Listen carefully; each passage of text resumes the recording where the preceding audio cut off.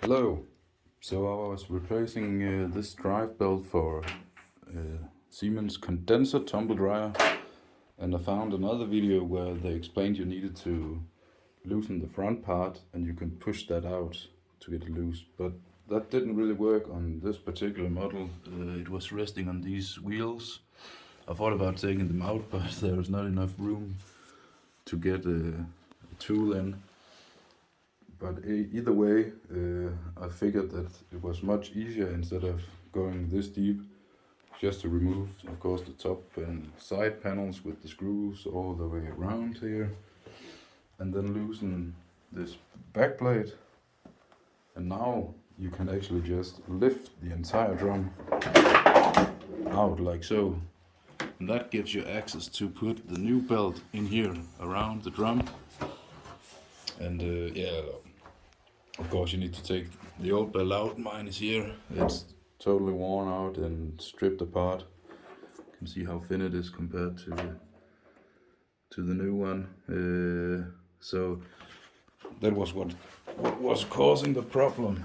And to get in here, you need to take this cover off, which is held in by these clips. And I found only one screw in the back. I couldn't find it at first, so I didn't understand. I thought it was just clipped in, but there's also screw holes here, but there wasn't any screws in mine, so maybe they forgot or figured that they don't need to do that.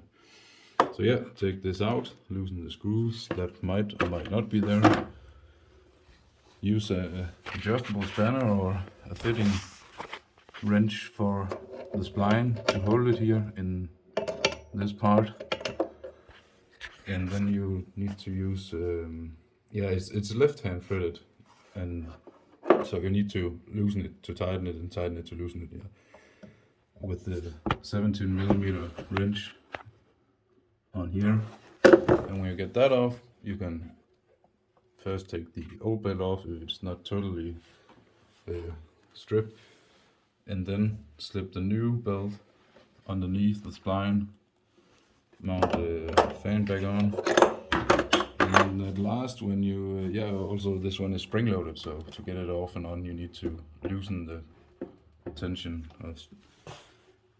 And when you do that, you can of course assemble everything back together, and remember how this one goes on right. I think it was, it comes underneath here, and then it's a little bit hard with one hand, but yeah, it goes underneath here and up and around.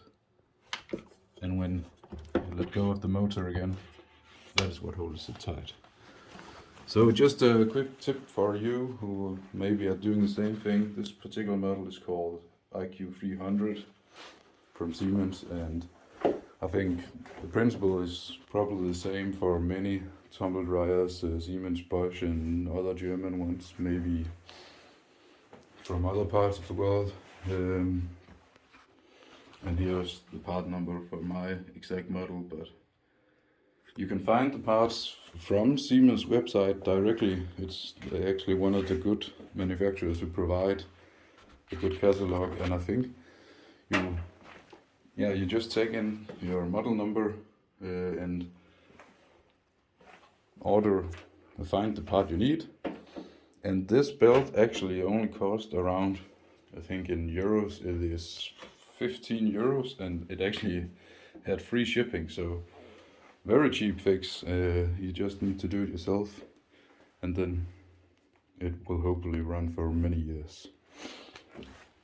Yeah, and there's also this insulation. Yeah, you just pull that out. That sits in here for the little motor.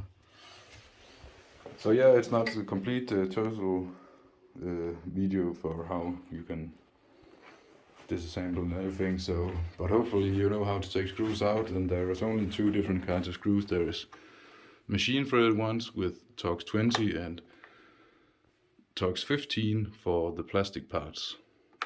So a bit annoying that's two different Torx sizes, but at least you know Torx 15 is for plastic and Torx 20 is for metal. Alright, so hopefully you don't need to go this deep, and If you have any questions, you can write it in the comments and I will try to answer them. Alright, thank you for watching.